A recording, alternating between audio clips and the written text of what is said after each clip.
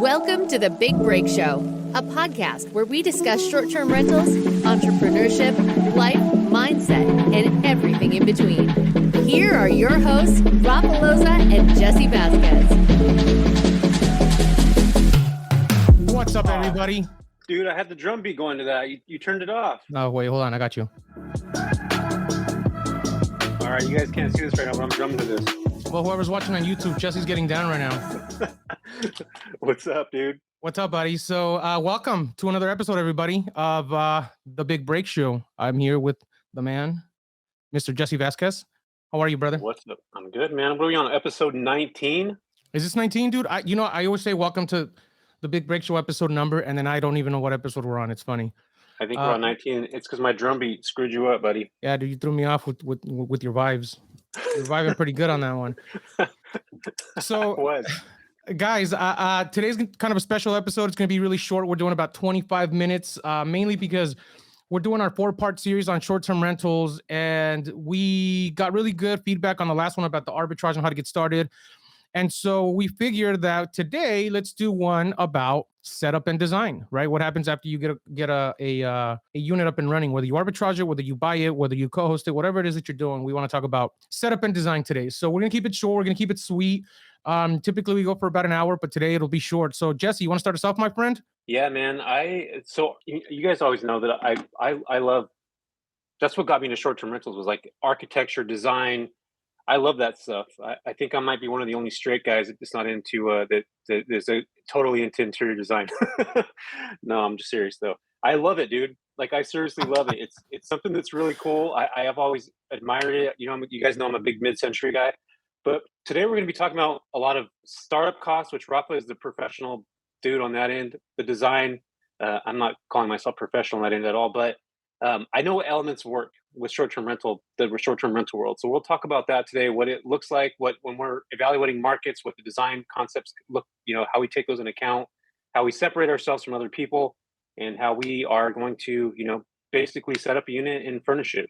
So let's talk about all that stuff, Rafa. Yeah, for sure, man. So first I want to say that you are a pro in design. I mean, look at your background. It's effing beautiful. You got the wood backboard, that badass teal mirror, the little light under the TV, guys. I mean, if you're not watching this on YouTube, you should just click on it just to see his background. It looks clean. The man knows how to design. It looks fake, right? Well, I wouldn't say fake. It just looks badass. It looks good. I like it. The guitar, the vibes. I mean, geez. Don't make me grab the guitar and start playing. Now we're gonna turn this into a music fest. No, we got enough with your drum set. Thank you with your drum vibes. So yeah, no, let's talk about startup cost. I guess there's 3 things when you guys are starting off, right? And it's the biggest one is obviously finding the location we've gone over, but the second thing is your startup cost. And there's three major expenses that you're going to be looking at when you're starting up an arbitrage unit, or even if you're purchasing one, right? And if you're arbitraging, number 1 is the rent. Okay. The second biggest one is the deposit, the security deposit that they're going to ask you for, because unless you have a relationship established with the owner, they're going to ask you for a deposit. And the third one is the actual cost to furnish and set up and design, right? All this back here, make the place look cool and pop out and stand out so that it's pleasant to look at and live in and be comfortable in, right? And so those are the 3 major startup costs. And again, this is arbitrage. If you're purchasing, obviously you're looking at more because of the down payment and closing costs, et cetera, et cetera. But essentially it's a startup cost. And so typically in my market, we're looking at a startup cost of anywhere between, on a 1-bedroom apartment, about $7,000 to about $12,000, right? Why? Well, in Southern California, the rents are about $2,500 for a 1-bedroom. And typically in any regular market, it's always 1 month's rent deposit. Some places ask for first month's rent and last month's rent, which is technically still 1 month's rent and 1 month's deposit. Some people ask 2x deposits, whatever the case may be. You're looking at, in my market, just to start up right off the bat, $5,000, right? Down payment, which is the deposit, and the first month's rent. You got to pay for that, right? The second part of it is the furnishing cost, the design cost, right?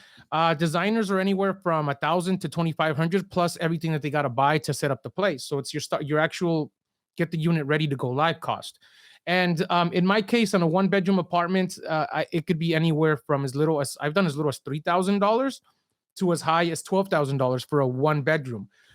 $3,000? Yeah, I've done as little as $3,000, which is crazy. Yeah.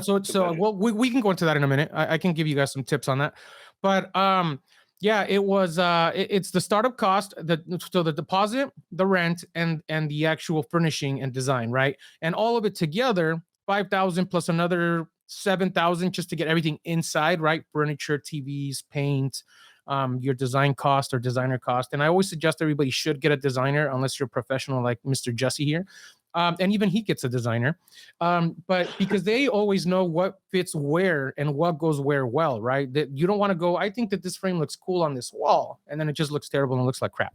So that startup cost is going to be the major expense. Once you go live, you got to go immediately. The second thing, should we transition, Jesse, or do you want to talk about the startup cost a little more?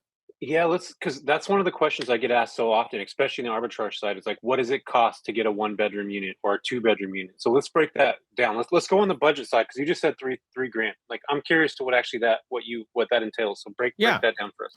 Well, keep in mind, look, I think I answered the first part of your question, right? What's the actual budget? You're just looking at 3 major things: the rent, the deposit, and the furnishing cost. Now, the furnishing cost varies, but I always account for anywhere from $7,000 to $10,000 on a 1-bedroom apartment. Now, again, I've done as little as $3,000, but this is how it's simple, right? You're looking at the major expenses: a couch, a bed, a dining table, right? Those are the 3 major things, and a television, 4. Right? From there, you do all the little trickling things, right? A coffee table, a nightstand, maybe a reading chair, a credenza, right? And for those of you who don't know what credenza is, don't worry, I didn't know either until I started short-term rentals. But Google credenza, you'll know what I mean real fast. And now I talk about credenzas all the time. There's a new meaning to credenzas. It's like I dream about credenzas.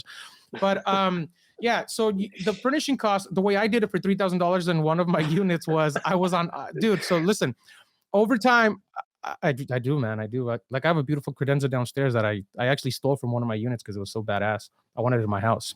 And so the way I did it, guys, it was simple. I knew that I was going to open a 1-bedroom in the future. All right. So I said, okay, I'm going to open a 1-bedroom apartment. I know the general layout of the apartment because it was going to be in a specific complex that I already had permission to be in. So I kind of had an understanding of what I needed to buy for it. Right. And it was major: a sleeper sofa. Okay. A king bed, some nightstands, and then the television and everything else in between, right? That one actually had space for a dining table. So what did I do? Over time, as I was at home hanging out on my free time, I would go through websites like OfferUp, right? I would go through websites like Facebook Marketplace. And so Craigslist. And so what I did is anytime I needed a specific thing and I found it, I would jump on it, right? I picked up a sleeper sofa for like $300, right? Normal, brand new from Living Spaces, you're looking at $1,500 for a good one, right? This was a Living Spaces sofa for $300. Of course, I'm gonna jump on it. What did I do? I got myself a truck. I picked up the sofa and I threw it in storage. Right? I was sitting in my garage for a long time, and that's how I did it. I found a credenza. Talk about credenzas. I found a credenza for about, I think, like $250. This thing was worth like $900, right? Threw it in storage. I found coffee tables for $50. You'd be surprised how many people throw coffee tables away. It's like pick up for free just so they can get it out of their house. I found an entire bedroom set for $800. An entire bedroom set. We're talking nightstands, dresser, bed, mattress, box springs. Do you know the amount of savings on that alone? Just on all of that alone, you're already saving about $3,000 for a good one, right? You don't want some dumpy little wooden bed frame that's going to break, but it was a good one. It was solid wood, legit. Just the box springs alone are $150, right? Mm-hmm. And so I got the entire bedroom set. And then from there, literally the biggest expense was a brand new television. I bought that brand new. And paying for my designer to come in and go out and buy the art for it, right? I kid you not, a total of $3,000 is what we spent. When we had everything ready to go and I got that apartment ready, I said, yes, I got the down payment saved up. And I keep saying down payment. I got the deposit saved up and I got the rent saved up. I went in, I put it into the unit. I said, hey, I signed the lease. I provided the money. And then I literally hired a guy from U-Haul. I went and got a U-Haul. I hired a guy from U-Haul and threw everything in the U-Haul truck, took it to the apartment, offloaded it, set it up, and my unit was live. Kid you not, $3,000. It was awesome, right? And that's how I did it. Now, of course, it didn't include the rent and the deposit, guys. Let's keep that in mind. We're talking strictly furnishing cost, okay? Setting up inside the unit. Which was great. But what it did for me, it was able to, number one, start up a unit at a very, very low cost. Number two, I had everything ready to go the day of moving. And um, transitioning a little bit here before we go any further, right? When you have all your furniture, the moment you sign the lease, you got to start up, and you got to start literally up and running immediately, because the more time you have vacant in your property, the more money you lose. So if it takes you 5 days to 10 days to set up your unit, you're losing $500 to $1,500 in revenue, right? Because I'm selling my place for about $150 a night. Go ahead. So I got a question for you on that. So what I do, and maybe you might do the same exact thing, I'll put pictures up and just say coming soon, it's going to be furnished, blah, blah, blah, blah. This is what the place looks like. Or whatever, if it's an apartment, we'll put up like the photos of the place, the stock photos that the apartments give. Do you do that kind of thing too, or no? No, so I actually don't do that. I tried it once and I didn't like it because my units look pretty good and we're in a good market. And the moment we go live, the moment we start getting bookings, plus I like to take advantage of that 5-day period where if you put it like on Airbnb, they always boost you to the very top. And if you put coming soon photos, you're being boosted for the coming soon photos. You might get some bookings if you're in a very, very good market, but if you're not in one of the best markets, all you're doing is essentially losing that 5-day boost to be on the top of the rankings. I don't like I still it. get bookings like that. Yeah, no, I I'm know not people. Yeah, yeah. no, people still get bookings. Don't get me wrong. I know a lot of people that do it and get bookings. I just don't like to do it because I like to take advantage of the moment I hit the ground running. But here's the thing, though. What I'm saying is you don't even have to do that if you have everything already squared away. For example, that one unit that I put all that furniture away, the moment I signed the lease, it took me 2 days to get up and running. Literally, I was in there grinding with the other guys, setting everything up, got everything designed. 2 days, I was up and running. Took photos, put it up on Airbnb, and I was live, right? If you don't do this prior to signing a lease, you're going to waste a solid 5 to 10 days. Nowadays, maybe even more because couches are being delayed, because it's impossible to find credenzas, right? It's impossible to find specific furniture that you need. Maybe Best Buy sold out of televisions. I had to drive like 3 cities over to buy some TVs, these last 16 units we set up. And so, if you prepare for it ahead of time, you actually make money, because also the fourth hidden biggest expense is next month's rent.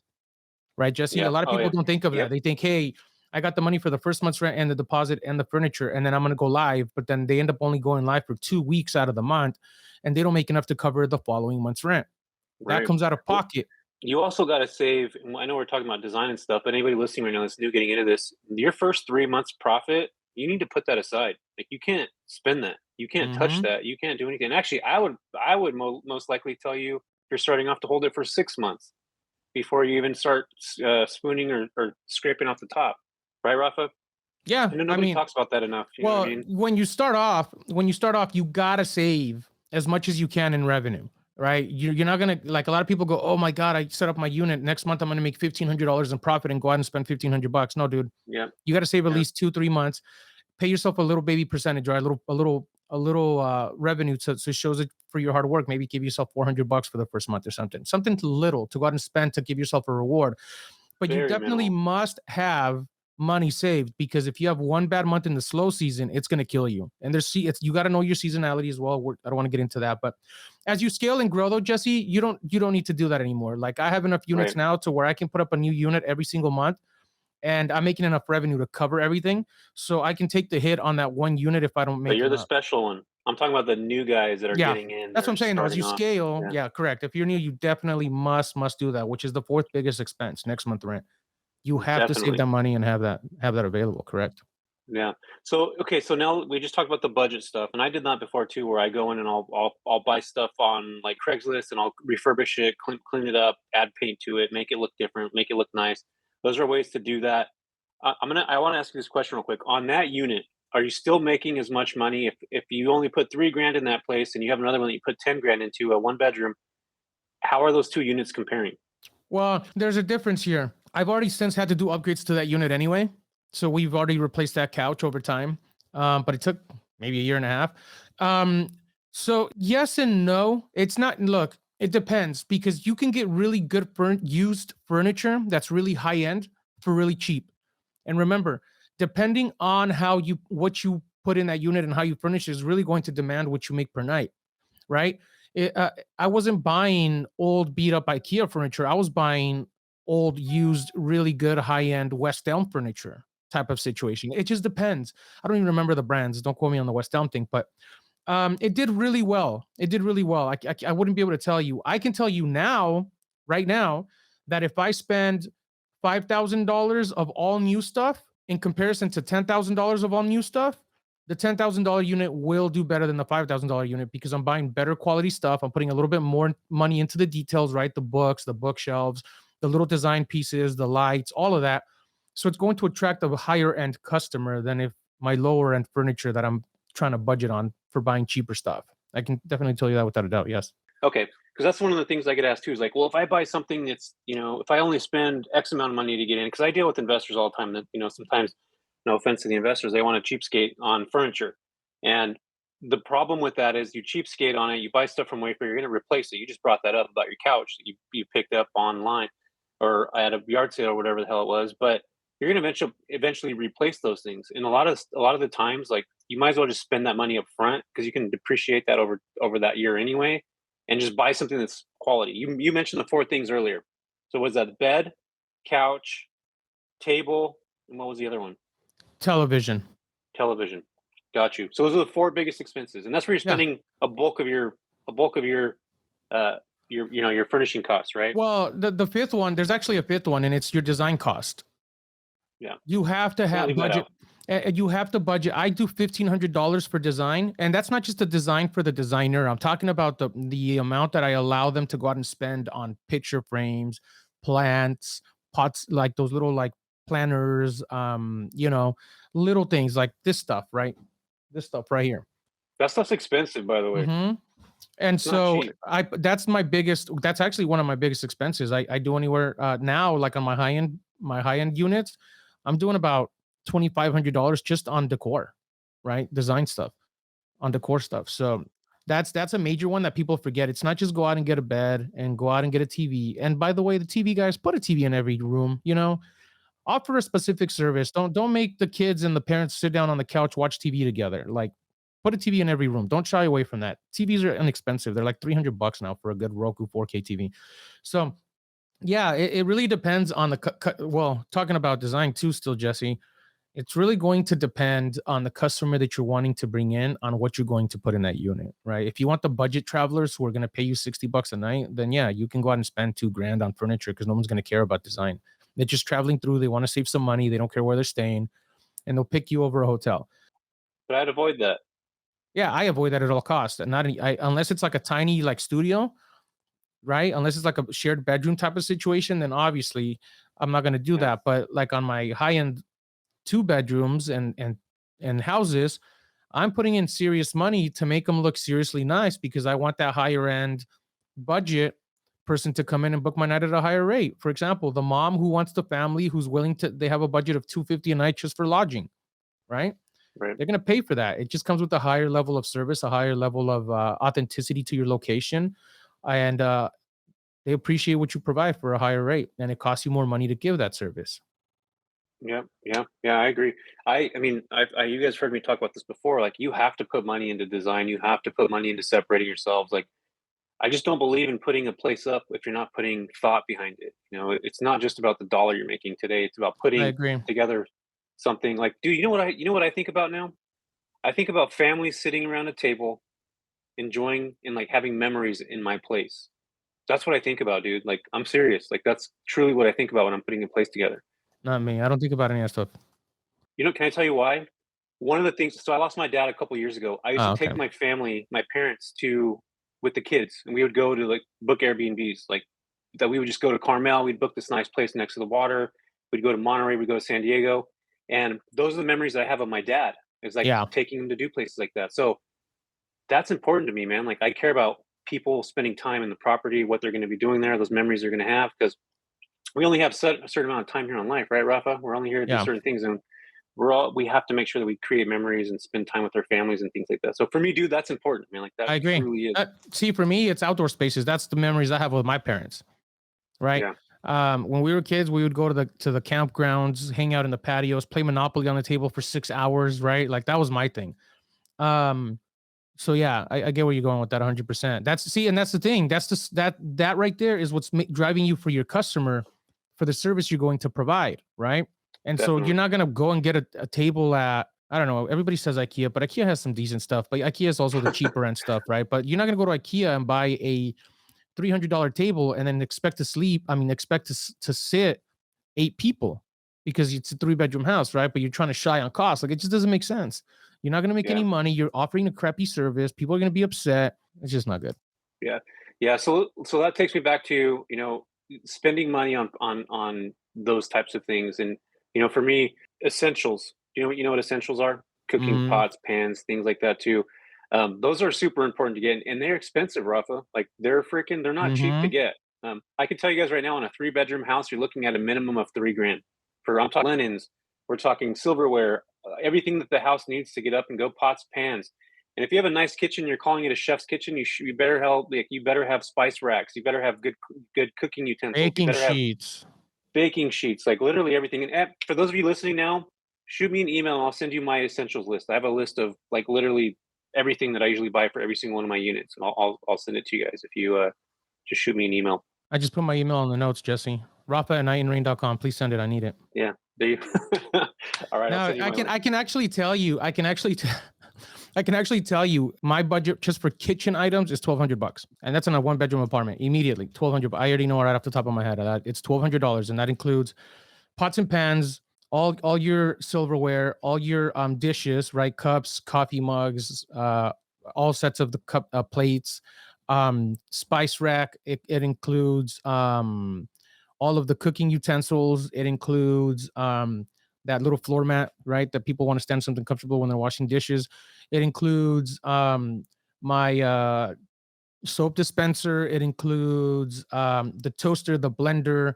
It includes the rice cooker. It includes I don't know, everything in the kitchen. But it's $1,200. I've done it so many times that I'm like, okay, how much budget? Like, I'll literally call my designer and be like, where are we at on the budget? Okay, well, I need $1,200 for the kitchen. Don't forget about the kitchen, right? Just like I said, I put $1,500 away for decor. I put $1,200 away just for the kitchen. And it ends up being about $1,500 for the bathroom as well, like all the bathroom stuff and the kitchen stuff and like all the other little stuff in between. So hang on. So now we're talking, because essentials are going to be, and just so everybody listening right now, essentials are completely, they're not included in your furniture. So you have to make sure you're adding. So Rafa talked about a place earlier. He spent $3,000 on the furniture. That's not including the essentials. That's not including the stuff that somebody's going to use every single day. You actually brought up a really good point. I completely forgot about that. Yeah, it did not include that stuff. That stuff I had to buy separately. Well, actually, Jesse, some of that budget was for some of that stuff. Like the pots and pans, I actually got on Black Friday, so you can get them like for like $40 at Kohl's. No joke. Yeah, buy them, guys. Like, if you're planning on doing this and it's after Black Friday, like, go on Black Friday and buy all of the essentials. You will save almost $700-800. I kid you not. I do it still to this day because I know that Kohl's sells the legit pots and pans for like $30. You're still buying that? Of course. I'm opening units all the time. Yeah, absolutely. So you just buy them all the time? No, I didn't do it last year, but Yeah. But yeah, you're right. That the design cost does not include. Well, some designers will include that in their cost, but not all of them. Electronics aren't included in your design cost. None of that stuff. So.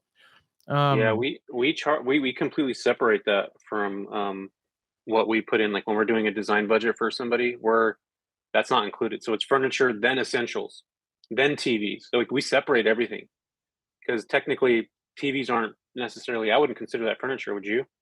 No, and I would not actually. But anyway, guys, look. Point we're making here is know your major expenses, right? Look, we're at the 25 mark here. We wanted to keep this one sweet and short to just give you guys an understanding of the actual cost, right? And it's simple. It's your deposit or down payment on your house, right?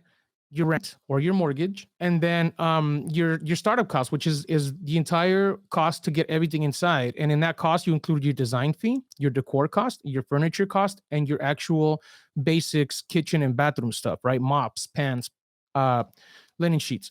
So hopefully this was helpful. We're excited to bring you guys some more content. We will be doing this. We'll continue to do this every single week. We drop them on Wednesday, right? Sometimes they're early morning on Wednesday, sometimes they're noon, depending on when our editor gets done and when we get everything over to them. But we really hope you guys are enjoying these episodes. Without further ado, Jesse, you want to take us out, my friend? Yeah. So everybody listening right now, if you could please rate, like, and share this, we would really greatly appreciate it. We've been getting a lot of people actually viewing, commenting. Actually, you know what? Next week, dude, when we start off our show, let's start off by reading some of the comments that we get from people that actually reviewed our podcast. There was one comment in particular that I think I sent it to you.